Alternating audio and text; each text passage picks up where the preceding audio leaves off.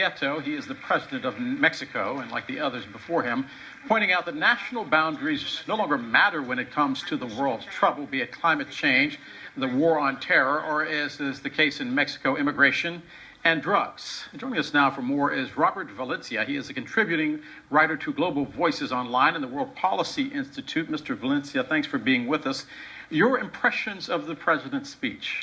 Well, I have to say that I'm very curious as to why he did not address some of the most pressing issues in the Western Hemisphere, such as the war on drugs and also the situation with immigration. A lot of ears and eyes were on him, wondering what he would have to say. Well, he said beforehand that he was going to dedicate this speech to diversity, especially given that this is the year of the indigenous communities. I think this is going to be being held in New York today. But as you pointed out, I think I was more interested in listening to what he had to say about unaccompanied children, the role of Mexico in undocumented immigration towards the United States, as well as his role in the war on drugs. There is an awful lot said about the number of children that are crossing the U.S.-Mexican border alone, many of them from South and Central America. A lot is said on this side of the border. How does the story play in Mexico? What is the reaction there? Well, I think there are a couple of things that are underlying here. First of all, corruption in Mexican authorities. I think that also poses a hurdle in stemming unaccompanied children influx from Central America to Mexico and eventually to the United States. I think that's one of the things that, again, I was expecting him to address that during the assembly, because we're talking security issues, not just involving ISIS or what we've been hearing throughout the day. I think it's important to understand what the role of the Mexican authorities are in the entire security framework. Also surprised that he did not address the situation concerning Hurricane Odile, which by all measures, one of the worst hurricanes to hit that particular part of Mexico in decades. He talked about the amount of assistance that Mexico gives to the world community when it comes to international aid, but he did not talk about the fact that the world community did not line up to come to Mexico. Correct. And I think it's very important to understand that Mexico has played a pivotal role in terms of environmental initiatives from the United Nations. I think they had a Cancun meeting not too long ago, same thing in Monterrey, where they hosted a series of meetings trying to understand what's going on with climate change and trying to find a solution. Again, I think he left a lot of issues unattended this time, and he decided to address the importance of creating a new United Nations that he just pointed out. In fact, he said it is time now to build a new United Nations for a new generation. That seems to be the theme, be it the representatives from the Arab League, be it the representatives of the United States, or whoever has addressed the United Nations today during the 69th meeting. Why a new UN? Are there parts of the world that no longer believes that the United Nations works? Well, here's something that we need to understand. I think from the very beginning today, even Secretary General Ban Ki-moon addressed that the United Nations has to be doing a much better work in terms of addressing issues such as Syria, ISIL, the Ebola crisis. But I think another aspect of this speech that we just heard is that Mexico is an emerging market. It's part of an emerging market, one of the next 11 economies. In fact, he said it was part of that new world order. Correct. Were the words that he used. Mexico is one of the largest economies in the world today. I think it's the 10th largest economy. So certainly, Mexico is looking for another active role, given it's becoming what they call the $1 trillion economy.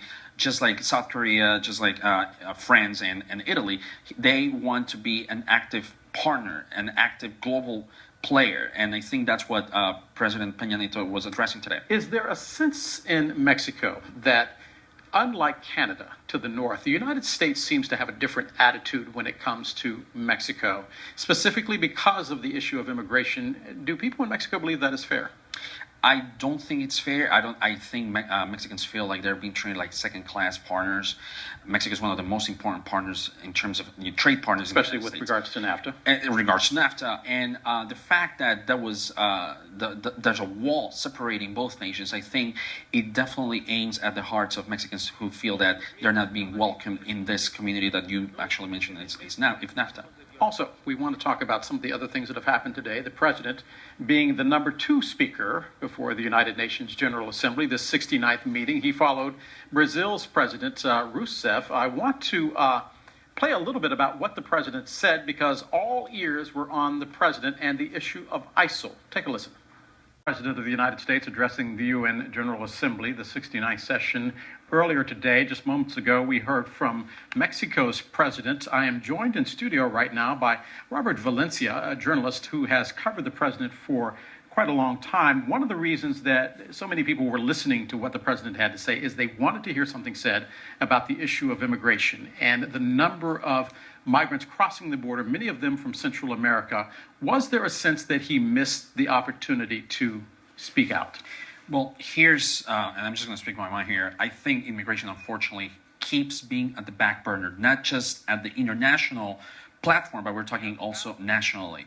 There has been a tremendous pushback from larger organizations such as NCLR here in the United States trying to move the agenda forward. But issues like Syria, the government shutdown, and I mean, all the things that we've seen in the United States move immigration to the back burner. People are not talking about it. So you think no matter what, immigration is always going to wind up on the back burner? It is the issue of least resistance in terms of the United States political process. Correct. And one of the things that I've seen, throughout the years of coverage is that immigration is always an issue where they're trying to gain Hispanic voters. I think it has been, a lot of U.S. senators, even the president himself, made promises that there will be immigration reform trying to gain Hispanic voters. But again, we see that President Obama hasn't stopped deporting immigrants.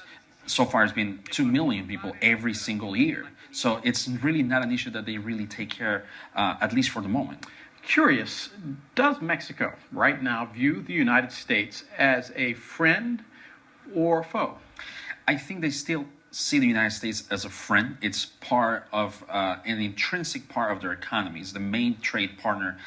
But they're still at odds when it comes to immigration and some other issues. But I think Mexico still sees the United States as a potential partner. I wouldn't say it's a foe at this moment. I want to discuss 2 of the other issues that came up during this meeting, one of which was Ebola, this crisis that is unfolding right now in Africa, where there was a warning from the World Health Organization saying that the number of people who could die from Ebola could top 1 million by the end of this year, the beginning of next year. The president going on to talk about what America is doing to fight Ebola, and he also said this is what others need to do.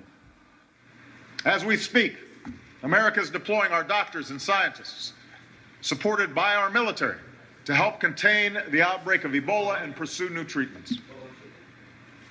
But we need a broader effort to stop a disease that could kill hundreds of thousands, inflict horrific suffering, destabilize economies, and move rapidly across borders. It's easy to see this as a distant problem until it is not. And that is why we will continue to mobilize other countries to join us in making concrete commitments, significant commitments to fight this outbreak and enhance our system of global health security for the long term. And the other topic that the president addressed is the issue of religion, going on to tell the delegates, those gathered, saying that religion has a history of being attacked. All religions have been attacked by extremists from within at some point, and all people of faith have a responsibility to lift up the value at the heart of all great religions. Do unto thy neighbor as you would have done unto yourself.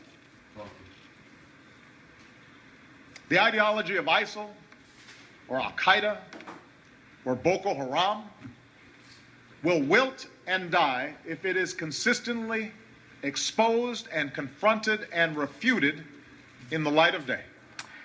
Robert Valencia, there is a tendency to talk about the issue of ISIL and what is going on overseas as if it is a battle between the United States and that part of the world. What are they saying about what they are seeing right now in Mexico? Well, I think, again, ISIL, all these issues are happening in the Middle East, are the main reasons why we don't see an active knowledge of what's going on south of the border. There's an increasingly security issue having the war on drugs in sight. I think the threat is really closer to home than ISIS is, and I'm not, undermining what ISIL can do, in U.S. soil. Robert Valencia, there is a tendency to talk about the issue of ISIL and what is going on overseas as if it is a battle between the United States and that part of the world. What are they saying about what they are seeing right now in Mexico? Well, I think, again, ISIL, all these issues are happening in the Middle East, are the main reasons why we don't see an active knowledge of what's going on south of the border. There's an increasingly security issue having the war on drugs in sight. I think the threat is really closer to home than ISIS is, and I'm not, undermining what ISIL can do, in U.S. soil. But there has been a criticism of the United States for many years saying that it only sees things through the lens of the United States and that it views it as this is where the United States is and this is where the rest of the world is. If Mexico wants to become that global partner that President Peña was talking about, does it not need to get engaged in situations like ISIL and what we are seeing right now taking place in Syria and Iraq? Well, it's interesting that you're addressing this because Mexico has a history of not meddling in other countries' affairs. And we've seen this with Cuba, we've seen this with Iraq when former President Vicente Fox did not send Mexican troops to Baghdad. So I think Mexico is expecting the United States to address issues at the bilateral level, such as immigration. But the reason I played that particular bite was it dealt with the issue of religions under attack. And if anybody can identify with the issue of religions being under attack, it is people in a country that is predominantly Catholic. Correct. So they have been through this. No reaction, though, from any authorities in Mexico yet. Why? Well, I don't think we can couple religion in Mexico as some fundamentalism. I think there's a difference. But when Christians were being attacked, when the Yazidis were being attacked in the United States, there was a hue and cry from the Christian community in the U.S. saying that something has to be done. And that's why I raise it as to whether or not there was a hue and cry in the Mexican community. It's interesting that you're raising this because, again, I think they don't pair religion. I think they still see ISIL and ISIS, all the Middle Eastern crisis, just in the Middle East, and there's no geographic proximity for Mexico. I think they're more concerned about local concerns and local problems like we've seen with the war on drugs, with immigration and the economy. I think I agree completely with you. I think if Mexico wants to be a global player, they need to take these issues very seriously. The threat of Ebola, the threat of ISIL and Al-Qaeda. I think they need to address these issues if they really want to be considered a global player, but they're more focused on local problems. The CDC, the Centers for Disease Control, saying that the number of Ebola cases could top 1 million by 2015. Concerns in Mexico about the crisis in Africa becoming a crisis in South and Central America. Correct. So Mexico has been also affected by pandemics. Let's remember the swine flu that took place in 2010. Now there's another big pandemic in Latin America called the chikungunya, which is an aggressive form of dengue. So Latin America is no foreign to pandemic and these kinds of diseases that have killed a lot of people. Even in Venezuela, there's an aggressive form of fever that bleeds. It's worse than hemorrhage. It's worse than dengue. So certainly, again, talking about being a global player, they need to address these problems. Not just Ebola. We're talking about other diseases in Latin America that are being aggressive. So again, if there seems to be a constant theme that has come out of this session of the General Assembly, it is that change. The United Nations needs to change. We've heard that from the Emir of Qatar. We've heard that from President Obama when he addressed the UN General Assembly this morning. We've heard that from each and every speaker. Is there a sense, though, based on what you have seen and heard so far today, that change is going to take place? Well, certainly. I think let's start with Venezuela. We're talking about the Latin American perspective.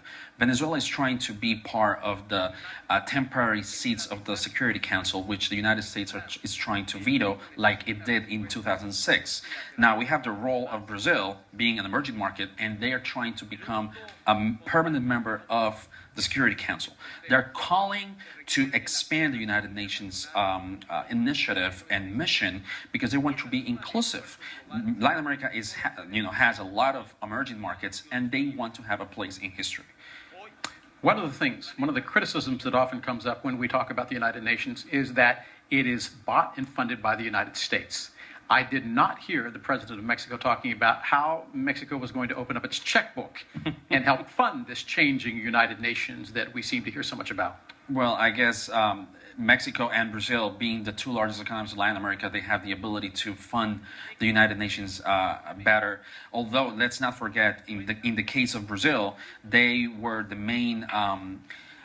They had the main mission. They led the mission of MINUSTA in Haiti when cholera and the earthquake in 2010 took place. So, but I totally agree. I think Mexico and Brazil has the capability to fund the United Nations and have a more active role.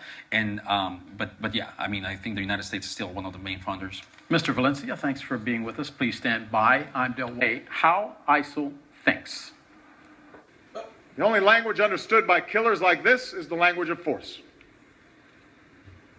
So the United States of America will work with a broad coalition to Perhaps the statement that will work with a broad coalition to dismantle this network of death. And that will be perhaps the statement that makes the biggest news coming out of this, going into this just 2 days ago, the United States announcing that those airstrikes began not only against targets in Iraq, ISIL targets in Iraq, but also ISIL targets inside Syria. Mr. Valencia, as you watch this world unfold, how big are the concerns in Mexico that, to quote the president, the world is becoming a dangerous place?